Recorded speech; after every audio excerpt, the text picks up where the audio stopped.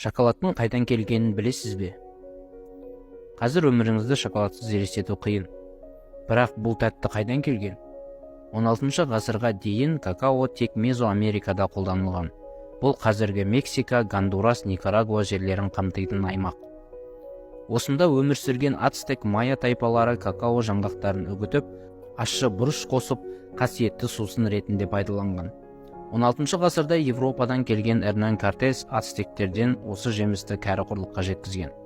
Бірақ ацтектерді дұрыс түсінбеген испандықтар алғашқыда какаодан жасалған сусынды афродизиак ретінде, кейіннен емдік мақсатта қолданып жүреді.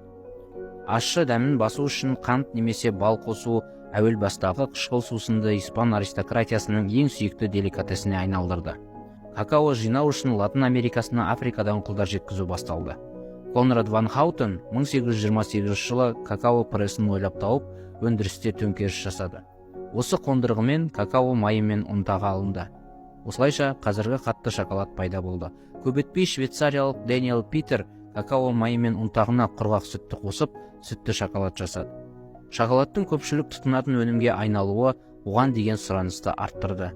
Латын Америкасынан какао жаңғақтары Африкаға әкелінді. Какао тек экватор маңында өседі. Оны жинау үшін ұзақ уақыт құлдар қолданылса, әлі күнге балалар еңбегін заңсыз пайдалану жалғасып келеді. Біз білетін ең танымал тәттінің қышқылдау тарихы осындай.